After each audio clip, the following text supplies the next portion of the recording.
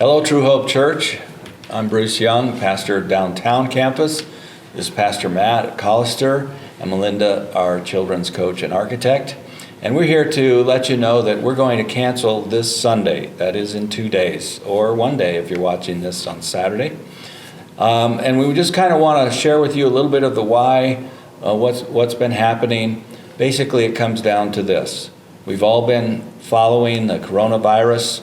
In just a few short weeks, it's come to America. And we've seen in some states that it has grown exponentially. It's amazing in just a matter of days how many people can be infected. So we want to share with you what some of the plan is. And I'm going to look to Matt to get us started there. Yeah, so this is a decision that has been birthed out of a lot of prayer. It's not a decision based in fear, but one of prudence, of really asking what is our part as a community that gathers to help in this time of medical crisis. So as we consider this medical crisis, Bruce, what are really the main reasons that we came to the decision to not meet here physically on Sunday? Well, our leaders, both our political leaders and medical leaders, are giving us all the same advice. Large gatherings of people are perhaps the most dangerous to spreading this virus, and churches certainly falls into that category. And it's better to act sooner than later, before we get behind the curve, especially for the medical industry. We've seen pictures from Italy and other countries where people are dying in hallways because they just don't have enough services to go around.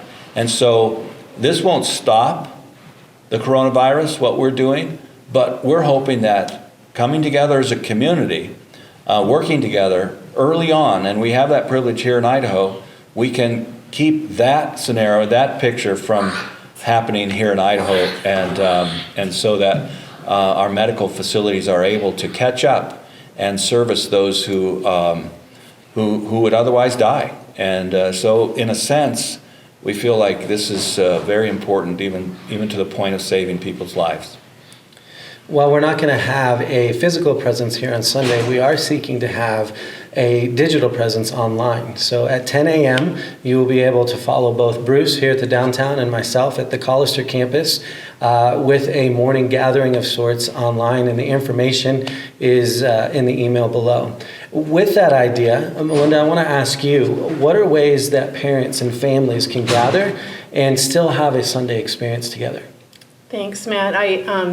I just applaud the decision that we're making. I'm excited that it will keep families safe and keep all generations safe and healthy. And as well, we want to just support parents in having faith conversations in their home. And we were going to do Lazarus as our lesson in the elementary grades, and it just is great for all kinds of conversations. And if your kids are feeling a little bit anxious about this time, we'll be providing resources for you to talk with them about that, and videos and even song links so you can do worship at home.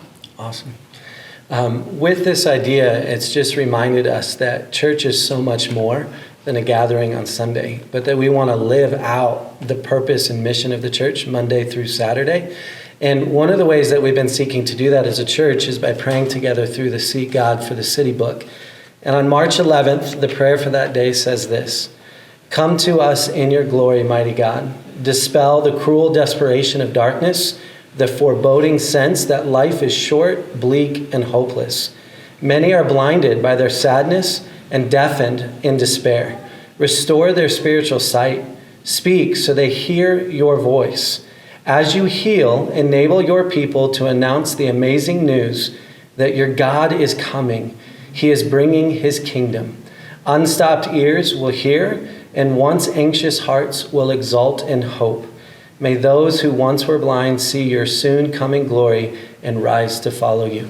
We want to make that our prayer for our community and world this week and in the coming weeks. So thank you all so much. Yeah, amen. One more thing.